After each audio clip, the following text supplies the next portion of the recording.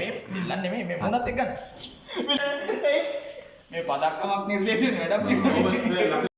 හරි කට්ටිය බලනවා ඉතින් මේ මොකද මේ උනේ එකපාරටම කියලා. ඔව් මේ සුදු මහත්තයාගේ අපංකමක් ගැන තමයි කියන්න යන්නේ. ඉතින් මේ ඉන්නේ සුදු මහත්තයා රිදීගම සපාරි පාර්කයේ නිදහස් භූමියේදී. ඉතින් එයා ඊටාම නිදහසේ ඊටාම නිදැල්ලේ ජීවත් වුණා. ඉතින් දැන් එයා ඉන්නේ පින්නවල වාගොල සත්වෝද්‍යානයේ. ඉතින් මම දන්නේ දැන් එයා මොකද ඉන්න තත්ත්වය කියලා මට ගොඩක් කාලෙකින් බලන්න බැරුණා. හරි මෙයා ගැන කියන්නම්. මෙයා ඉස්සෙල්ලම අපිට හම්බුනේ වනජීවි දෙපාර්තමේන්තුවෙන් අපිට හම්බුනේ. මෙයා වනජීවි දෙපාර්තමේන්තුවට හම්බෙලා තියෙන්නේ වයස සති 2ක විතර පැටියෙක් කාලෙදී. එයාගේ අම්මා එයාවත් ඇහැර ගියා කියලා. සමහර විට අම්මා දඩයක්කාරයෙක් ගියතින් නැත්තම් වෙන දඩේමකට යද්දී තපසතෙක් අතින් නැත්තම් තවත් කොටියෙක් අතින් නැති වෙලා මෙයාව අනාථ වෙන්නත් තියෙනවා. නැත්තම් ගොඩක් වෙලාවට වෙන්නේ මේගොල්ලෝ දුර්වල පැටව විදිහට බිහි වුණාට පස්සේ කියන්නේ කකුල් බකල් එක්ක ඇස් පේන්නේ නැහැ නැත්තම් ප්‍රතිශක්තිකරණය හීනයි. එහෙම වුණාට පස්සෙත් ඒ අම්මලා ඒව කලින්ම හඳුනගෙන ඒ පැටියව පෝෂණය කරන එක නතර කරනවා. කියන්නේ යාවත් හැරලා යනවා. ඉතින් එහෙමයි ගොඩක් වෙලාවට වනජීවි දෙපාර්තමේන්තුවට හම්බෙනවා. ඉතින් ඉස්සර නම් හම්බුන ගමම්ම සත්වෝද්‍යාන වලට බාර දීලා තියෙනවා. ඉතින් මේ ඉන්නේ එහෙම අපිට වනජීවියක මගින් ලබා දුන්න පැටව දෙන්නෙක්. මෙයාලා මේ ජංගල් කැට් කියන අය කියන්නේ කැලෑ බලලු කියන පැටව දෙන්නෙක්. එයාලා දෙන්නත් ගොඩක් දුරල වෙලා හිටියේ. ඉතින් කාලයක් දැන් ලොකු වෙලා දැන් මසුත් කනවා. ඒත් අපි මොනවාරි බෙහෙත් වගේක් පොවන ගමන් දර්ශනයක් තමයි මේ තියෙන්නේ අපේ ලක්ෂාන්. හරි සුදු මහත්තයා කතාව ඉවර නැහැ. සුදු මහත්තයා ඊට පස්සේ වනජීවි දෙපාර්තමේන්තුවෙම තමයි ඇතිදැඩි කරලා තියෙන්නේ. එයාව ලොකු කරලා තියෙන්නේ. විල්පත්තුවේ විල්පත්තු ජාතික උද්‍යානයේ ඉන්න වනජීවි නිලධාරීන් සහ පශු වෛද්‍යවරුන්. ඉතින් ඒගොල්ලන්ට ස්තුතිවන්ත වෙනවා. ඒගොල්ලෝ දැඩි කැපවීමක් කරන්න. මොකද කොටි පැටියෙක් පුංචි කාලේ ඉඳලා හදනවා කියන්නේ අර වගේ දුර්වල සතෙක් හදන එක ගොඩක් අපහසුයි. මොකද මේ යන්න තියෙන අවදානම් වැඩි. ඉතින් ලොකු කැපකිරීමක් කරන්න ඕනේ. ඉතින් එහෙම කරලා මෙයාව හදලා තියෙනවා. හදලා පස්සේ එයාව නැවත රීලොකේට් කියන්නේ ඒකට කියනවා නැවත වනාන්තරයට. සාමාන්‍යයෙන් මිනිස්සු අතරේ කිරි බීලා හැදුනට පස්සේ ඒගොල්ලෝ නැවත වනාන්තරයට යවද්දී මිනිස්සුත් එක්ක ටිකක් දුරස් කරන්න. ඒ නිසා කැලේ මැද ලොකු කූඩුවක් ගහලා ඒකේ මෙයාව තනියම දාලා තියෙනවා. ඉතින් ඒකට සතෙක් කොහේ හරි මැරිච්ච සතෙක් කවුරු සතෙක් දඩයන් කරපු සතෙක් හිටියොත් ගිහින් දාලා එයාගේ කෑමට ඒ විදිහට එයාව හුරු කරන්න උත්සාහ කරලා තියෙනවා. අවස්ථා කීපයකදී හැබැයි මෙයා ඒ කූඩුවෙන් එළියට පැනලා තියෙනවා. ඉතින් ඊට පස්සේ සංචාරක බංගලාවල් වලට ඇවිත් තියෙනවා. එතකොට ඒ සංචාරක බංගලාවලට එන නරඹන්නන්ට හානියක්, සමහර විට මෙයාට හානියක්. අනිත් එක අවස්ථා කීපයකදී මම ගියා යාව අරන් එන්න. ඉතින් අවස්ථා කීපයකදී එක වතාවක් මෙයාගේ ඉස්සරහා අත් දෙක උඩ හරියටම ලොකු තුවාලයක් තිබ්බ. මම අරන් එනකොටත් තව කොටියෙක් විසින් මෙයාව හපලා තිබ්බ. මොකද ඒගොල්ලොන්ගේ වසම් වලට මං අනිත් වීඩියෝ වල කියලා තියෙනවා. නැත්නම් ඉස්සරහට මං කියන්න වසම් චර්යාවල් දක්වන සත්තු. ඉතින් එහෙම වෙන කෙනෙක්ගේ වසමකට ගියොත් ඒ පිරිමි සතෙක් මෙයාව මරලා දානවා ගොඩක් ලේසියෙන්. ඉතින් එහෙම අවස්ථාවකදී බේරගෙන තිබ්බා. තව අවස්ථාවක කුළු හරකෙක්ගේ ප්‍රහාරයකදී මෙයාව බේරගෙන තිබ්බා වනජීවි නිලධාරීන් විසින්. ඉතින් මෙයා වනාන්තරයට නිදහස් කරන එක ප්‍රායෝගික නැති නිසා සත්වෝද්‍යාන දෙපාර්තමේන්තුවට අලුතෙන් පත් වෙලා හිටියා ඉෂිනි වික්‍රමසිංහ කියලා අධ්‍යක්ෂක ජෙනරාල්තුමියක්. ඉතින් එයා හරීම සත්තු සම්බන්ධව ගොඩක් සංවේදී කෙනෙක්. ඉතින් එයා වනජීවිකේ ලේකම්තුමා එක්ක කතා කරලා වනජීවිකේ අධ්‍යක්ෂතුමා ජෙනරාල්තුමා එක්ක කතා කරලා කොහොම හරි වනජීවි දෙපාර්තමේන්තුවේ කට්ටිය කැමති කරගෙන අපිට අවස්ථාව දුන්නා මෙයාව ගිහින් අරන් එන්න කියලා. මෙයාව අපි අරන් එන්න අපිට අවසර හම්බුනේ 2020 අප්‍රේල් මාසේ 18 වෙනිදා තමයි අපිට කිව්වේ හෙට ඉක්මනට යන්න ඕන කියලා. ඉතින් ඒ වෙනකොට කොරෝනා කියන එක ලංකාවම පැතිරිලා මුළු ලංකාවම ලොක්ඩවුන් කරලා තිබ්බේ. ඉතින් අපිට පුළුවන් වුණා එක පැය ගාණක් ඇතුළත සූදානම් වෙන්න, අවශ්‍ය බඩු ටික හදාගන්න, අවශ්‍ය නිලධාරීන් ටික සපුරගන්න. ඉතින් ඉෂිනි වික්‍රමසිංහ මැතිණියට නැවත වතාවක් ස්තුතිවන්ත වෙන්න වෙනවා. හිටපු ජ්‍යෙෂ්ඨ නියෝජ්‍ය පොලිස්පති කෙනෙක් වෙන අජිත් රෝහණ මහත්තයා කියලා අපිට අවසර අරන් දුන්නා. හම්බන්තොට රිදීගම සපාරි උද්‍යානයේ ඉඳලා විල්පත්තු ජාතික උද්‍යානය වෙනකම් අපිට පාරේ යන්න. හයිවේ එකෙන් පිට වෙන්න සහ සම්පූර්ණ අවසර පත් ලබා දුන්නා.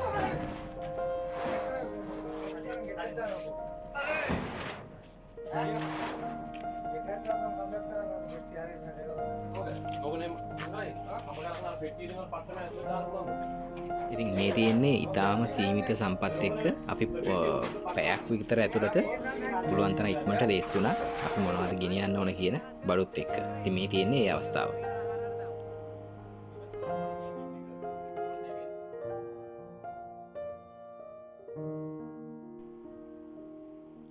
මේ අපි ගමන යන අතරේ මේ අබේ පුස්සහරියේ කෑම කන ගමන් මේ තඹුත්තේගම පාරේ අපි පොඩි රෙස්ට් එකකට නතර කරා. අපි යන කණ්ඩායම මේ ඉන්නේ අපේ වාහන දෙක වෙයි තියෙන්නේ. ඉතින් මේක තමයි මාරදමඩු බංගලාව. මේකේ තමයි සුදු මහත්තයා වල්ලාගෙන හිටියේ අපි එනකන්.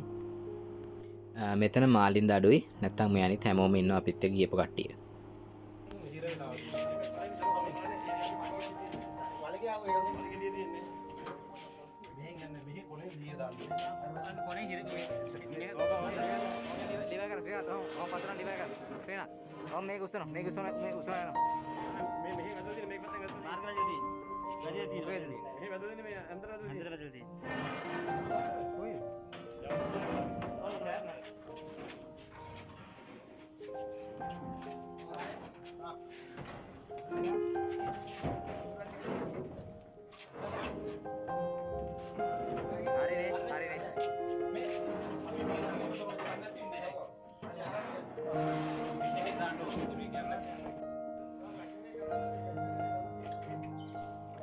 ඉතින් මෙන්න මේ වගේ ඊටාම සීමිත සම්පත් ටිකක් තියාගෙන තමයි ලංකාවේ වනජීවී දෙපාර්තමේන්තුව සහ සත්වෝද්‍යාන දෙපාර්තමේන්තුව සත්ව සංරක්ෂණය කරන්නේ. ඉතින් සමහර අය මේවට කෑ ගහනවා, බනිනවා, මේ නිලධාරීන්ට බනිනවා. ඉතින් ගොඩක් වෙලාවට මේ නිලධාරීන්ට ඇත්තටම කරන්න දෙයක් නැහැ. ඔවුන්ට ඊටාම ස්තුතිවන්ත වෙන්න වෙනවා. ඊටාම සීමිත සම්පත් ටිකක් තියාගෙන තමන්ගේ ජීවිතයේ අවදානම තියාගෙන මෙහෙම හරි මේ සත්තු ආරක්ෂා කරන්න කැප වෙනවට.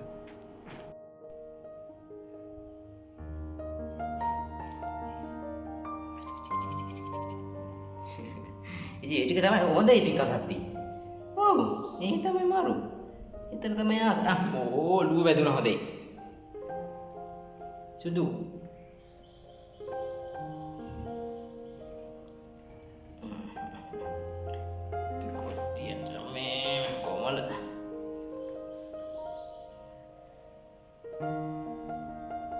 වෙන වැඩ නෑනේ මට. නරිනාවන්න. නලිනාවන්න පිට වෙන වැඩ නැතුවට නේ. නේ.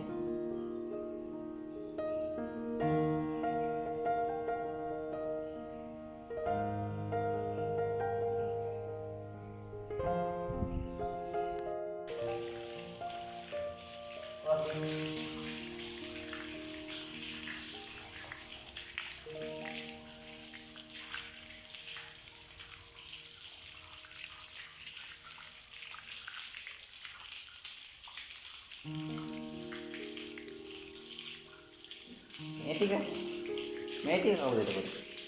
වාඩි වෙන්න ඕනද ළමයා වගේ? නැත්තම් අවිල් අත ගන්න බෑ. හරි අපි අප්‍රේල් 2020 අප්‍රේල් 20 වෙනිදා උදේ තමයි සුදු මහත්තයා එක්ක අරන් හෘදේගම සපාරේ පාරකට. ඉතින් මේ වීඩියෝ එක මම අරන් තියෙන්නේ අප්‍රේල් මාසේ 26 වෙනිදා. ඒ කියන්නේ මට දවස් 6ක් ගිහින් තියෙනවා. සුදු මහත්තයාව මේ තත්ත්වයට යාළු කරගන්න. ඉතින් ඇත්තටම මම එයා ගැන දන්නෙත් නැහැ. එයා මං ගැන දන්නෙත් නැති නිසා ටික කාලයක් ටික තමයි මෙයාට ලං වෙන්න උනේ. ඉතින් එයාගේ කින්තුල්ලෝ හිටියා. ඉතින් මෙහෙම සතෙකුට ලං වුණාට පස්සේ මේගොල්ලෝ ගැන අපිට හරියට හරි පහසුවෙන් දැනගන්න තුවාලයක් තිබ්බොත් සතාට හරදරයක් වැඩි වද දෙන්නේ නැතුව බෙහෙත් කරන්න පුළුවන්. විටමින් වර්ග, එතකොට හදිසි බ්ලඩ් සැම්පල් එකක් ගන්නවා නම් ගොඩක් දේවල් අපිට සත්තුවත් ගන්න සත්තු අපිත් එක්ක ගොඩක් ලං වුණාට පස්සේ සතාට කරදරයක් නැතුව කරගන්න හරි පහසුයි. ඒක නිසා තමයි ලොකු ජීවිත අවදානමක් අරගෙන මම සුදු මහත්තයාට ලං වුණේ. මොකද සුදු මහත්තයා කියන්නේ අතිශය විශේෂ කෙනෙක් වුණා ඒ කාලේ වෙනකොට අපිට. ඉතින් තාම එහෙම තමයි. ඒනට මොකද මෙයා ගැන ලොකු වටිනාකමක් තිබ්බ නිසා ජීවිත අවදානම පව අරගෙන මෙයාට කිට්ටුණා. මේ ඉන්නේ කොරන්ටයින් එකේ කියන්නේ නිරෝධායන එකකේ. ඉතින් ඒක නිසා මෙයා ගැන ගොඩක් ළඟින් බලන්න ඕන. නමුත් කින්තුල්ලෝ වගේ සත්තු ඉන්නවද පරපෝෂිතයෝ නැත්නම් මෙයාට මොන හරි වෙන ලෙඩක් තියෙනවද කියලා අපිට බලා ගන්න ඕන නිසා සත්වෝද්‍යානයකට පිටින් ගෙන ඕනම සතෙක් ඉස්සර වෙලාම ගේන්නේ නිරෝධායන එකකයට. මේක ගොඩක් විශේෂ සිදුවීමක්. ඉතින් සත්වෝද්‍යාන වල තියෙන ඉඩකඩ ඉතාම සීමිත නිසා සහ අපි සෆාරි උද්‍යානයේ මේ වගේ දෙයක් ප්ලෑන් කරන් හිටියේ නැහැ.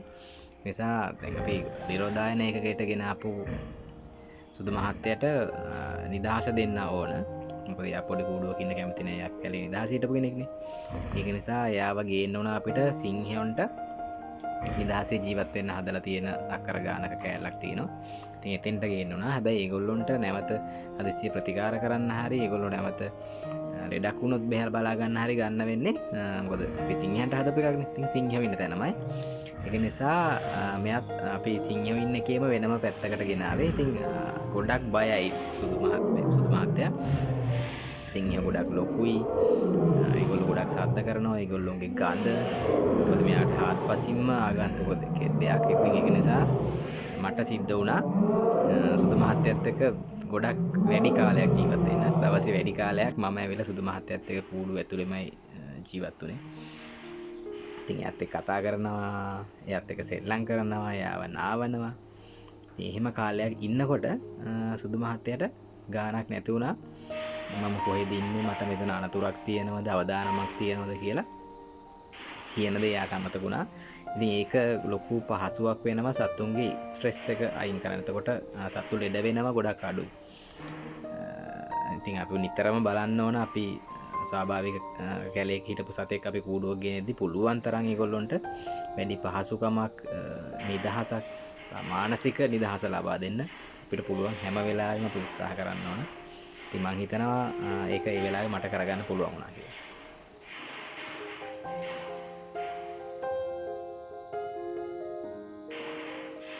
සතියක විතර කාලයක් හැදී සුදු මහත්තයා පුරුදු වුණා සිංහයන්ගේ කිසිම බය කිරීමකට කිසිම සද්දයකට බය නැතුව එයා ඒව ගණන් ගන්න නැතුව පාඩුවේ තමන්ගේ කූඩුවේ ජීවත් වෙන්න. ඉතින් අනිත් විශේෂම දේ තමයි මේ හැම දෙයක්ම වෙන්නේ කොරෝනා කියන උවදුර දැඩි ලෙස රට වෙලාගෙන තියෙන අවස්ථාවක මුළු රටම ඉන්දිය නීතිය දාලා තිබුණේ. ඉතින් සෆාරි උද්‍යානයේ සේවකයෝ කණ්ඩායම් දෙකකට බෙදිලා එක පිරිසක් ගෙදර සහ අනිත් පිරිස සෆාරි උද්‍යානය ඇතුළෙම සම්පූර්ණයෙන්ම නතර වුණා. කිසිම සම්බන්ධතාවයක් පිටස්තර එක තියාගන්න නැතුව. ඉතින් ඒ කාලෙදී අපිට තව දෙයක් කරන්න වුණා ඇතුළේ. මොකද ඇතුළේ නතර වෙලා ඉන්න සේවකයන්ට ආහාර සපයන්න ඕන. ඒකට එළියට යන්න බෑ. ඉතින් මම ඇතුළුව තවත් කීප දෙනෙක් චානක සජීව නන්දන මේ වගේ වසන්ත අයියා මේ වගේ කීප දෙනෙක් අවට අය සෆාරි උද්‍යානයේ අවට ජීවත් වෙන සේවකයෝ කොස් කඩාගෙන ආවා, මඤ්ඤොක හොයාගෙන ආවා, හාල් ටික ගෙනත් දුන්නා, පොල් ටික කඩන් ආවා. සමහරු ගිහිල්ලා මාළු අල්ලන් කන්න අරන් ආවා. ඉතින් ඒ මාළු අල්ලන්න ගියපු අවස්ථාවක ගත්ත ෆොටෝ එකක් තමයි පහුගිය කාලේ ලොකුවට සමාජ ජාලාවල මට ලොකු මඩක් අරන් ගියේ. මම සත්ව ඝාතකයෙක් මිනිමරුවෙක් විදියට පාවිච්චි කරලා තිබ්බේ ෆොටෝ එක. ඉතින් හරි සතුටුයි ඒ වෙලාවේ ගත්ත ෆොටෝ එකක්. මොකද අසරණ වෙලා හිටපු අපේ සේවකයෝ වෙනුවෙන් කරපු වැඩකදී ගත්ත ෆොටෝ එකක් තමයි. ඒකටත් ඒගොල්ලෝ භාවිතා කරලා තිබ්බේ.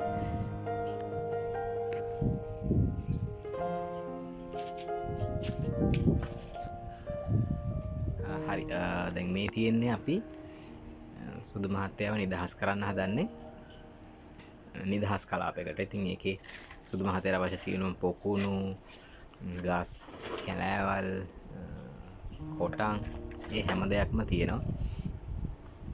ඒකට එයා ඒ කැලේ ඒ කලාපේ නිදහස් කරන්න කලින් එයා හුරු වෙන්න ඕනේ එයාගේ කූඩුවට. මොකද හදිසියක් වුණොත් එයාව අපිට මේ කූඩුවට ගන්න ඕනේ. ඒතකොට එයාට දැනෙන්න ඕනේ එයාට කෑම තියෙන්නේ සහ එයාට ආරක්ෂාව තියෙන්නේ මේ කූඩුව ඇතුලේ කියලා. ඉතින් ඒක නිසා ඒක එයාට දැනෙනකන් එතන සතියක් දෙකක් අපි තියලා තිබ්බා. තියලා ඉතින් මෙයා මේ පළවෙනිම අවස්ථාව තමයි මේ නිදහස් කරන්න හදන්නේ. ඉතින් එතකොට මෙයා සෆාරි උද්‍යානයට ඇවිල්ලා මාසයකට ආසන්න කාලයක් සෆාරි උද්‍යානය ඇතුලේ ඉඳලා තමයි මේ පළවෙනි වතාවට ඉතින් ඔය පළවෙනි වතාවට එයා නිදහස් වුණා එයාගේ කලාපයට. ඉතින් මේක වටේට අඩි 8ක තාප්පයක් සහ අඩි 16ක් උස චේන් ලින්ක් වැටක් තියෙනවා. මේකේ විදුලි පද්ධති දෙකක් ක්‍රියාත්මක වෙනවා මේකේ 24 පැයෙම.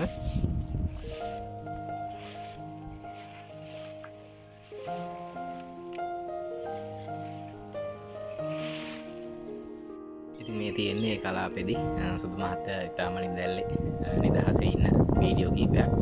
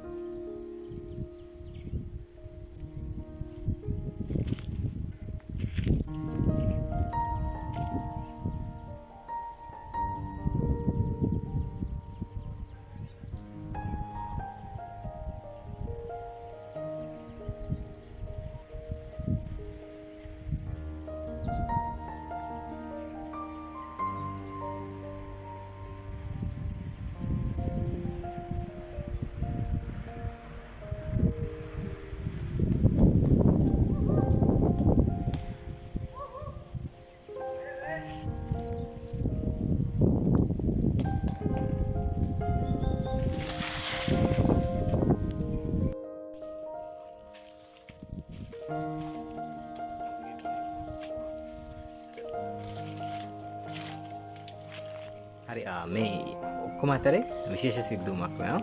2020 දෙසැම්බර් මාසයේ 19 වෙනිදාට හදිසියෙම සුදු මහත්තයා එළියට පයින්නවා.